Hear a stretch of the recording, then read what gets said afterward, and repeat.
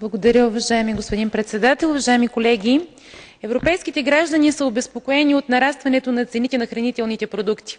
Всеобщият скок на цените, който се усеща в Западна Европа, се съчетава в Източна Европа с фактора на ниското ниво на доходите. Очаква се нов ценови растеж поради нестабилните финансови пазари и възможността за световна икономическа криза. Международният валутен фонд призова за решителни действия за контрол на цените на хранителните продукти. Общото повишаване на цените зависи от стойността на енергията, а Европейският съюз е енергийно зависим.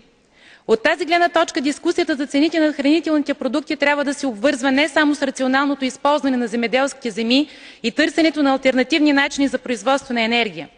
Цената на хранителните продукти може да бъде овладяна и чрез регулиране на цените на традиционните енергийни източници. Това още веднъж налага преосмисляне на използването на ядрената енергия в рамките на енергийния микс на Европейския съюз. Включването на пълния капацитет на наличните ядрени съоръжения в държавите членки би дало възможност за компенсиране на недостига на енергия и би повлияло върху формирането на цените на стоките от потребителската кошница. Благодаря.